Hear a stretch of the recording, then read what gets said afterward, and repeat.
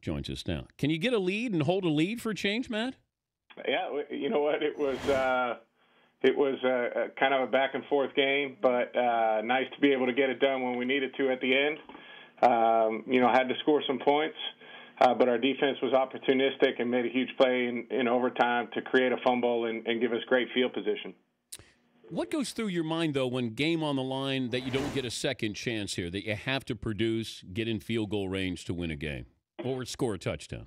Yeah, I mean, overtime, it's do or die. You got to get it done because, especially going against the Saints, knowing that if you give them another chance with how dynamic their offense is and how dynamic Drew Brees is, you're probably not going to get another chance. So we knew that going out there. We were lucky enough to be able to have a short field, be able to run the ball a little bit and get Matt Bryant in range, and he was clutch. I mean, hit two huge kicks at the end of the game, one to tie it in regulation, and then one game winner in overtime.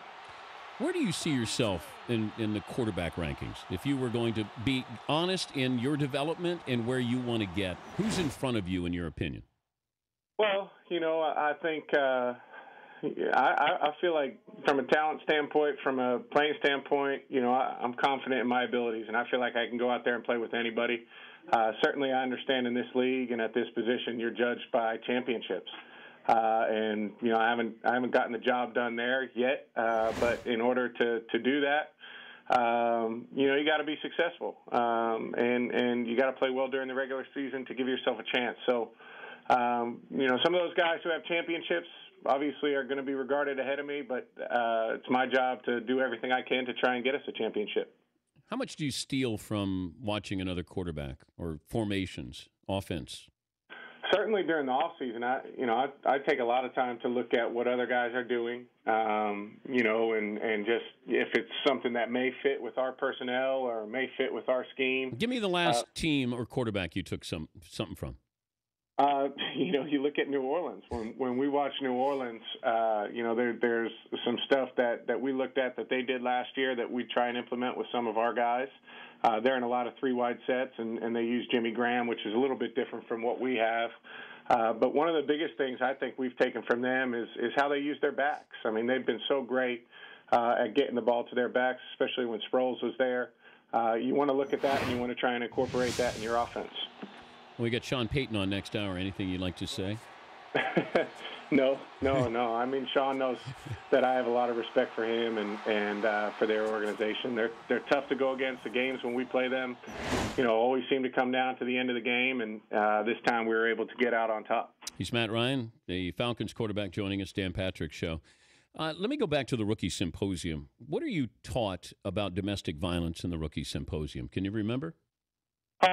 Obviously, it's a hot topic right now, and from that time, obviously we were educated at that point of what's appropriate, what's not appropriate, and I remember being out there and going through those things as well as other topics at that time. But that's certainly one that was a point of emphasis. But what did they put you in scenarios at the Rookie Symposium?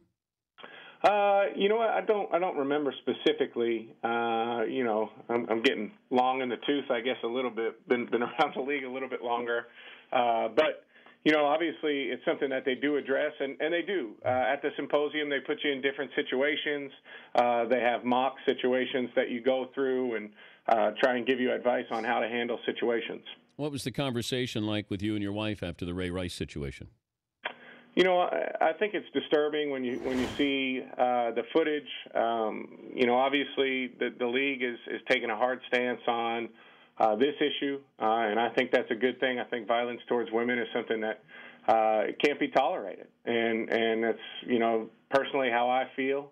And I know my wife feels that way as well. So it's something that we have talked about, and I think the whole league and really the whole country right now is talking about it, and I think it's a good thing that they're taking a stance and trying to make sure that this doesn't happen again. How tough is it to support a teammate who's done something that you don't agree with? It is tough. It's we all have our own set of standards, our own set of morals, and believe in the things that we believe in. And sometimes it is tough when somebody does make a mistake and goes out there and does something that, you wouldn't like for them to have done. But it's a different situation for each team. Each specific instance is a little bit different, and, you have to handle it the best that you can. What's more important, HGH testing or marijuana testing? I think HGH testing. I think that's probably more specific to what we do as professionals, and I think it has more of an impact on the game than probably marijuana.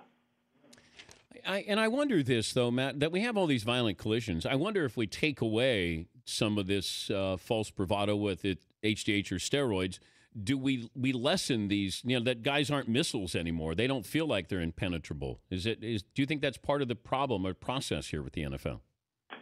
I can't be sure because, honestly, you don't know who is and who is not using it. And so I know that people train extremely hard and are incredibly detailed in how they go about getting ready for the season. But I'm not sure. I don't have the answer to that question. It's tough to say. I mean, if we knew specifically who was and who was not using it, and at what times they were using it and what times they weren't using it, I think you could answer that question better. If I gave you a pill that wasn't detectable, only you knew, but it was illegal, and you would win a Super Bowl, would you take it? I feel like this is a movie or something. This is like the script for a movie. Well, it can be. Depends on your answer. How does the movie end? Obviously, I've got to be the honorable man and say no. Oh, okay. Well, that's the Boston College in you coming out, right? That's exactly right. BC, USC. Be an analyst here. What's going to happen in this game? Well, you know what? We got to pull the upset. Obviously, USC. Wait, are you calling the upset? Great win they had last week versus Stanford. We had a tough loss versus Pitt this past Friday night. So we got our work cut out for us. But I think if we can run the ball, it's going to be big for us. If we can run the ball, maybe we'll have a chance. Are you calling the upset? Of course. I got to go out there on a limb and support my school and call the upset. You might be in the minority, but good luck with that. Congrats on the win. Good luck against the Bengals. All right, I appreciate it, Dan. All right, that's Matt Ryan, Falcons quarterback.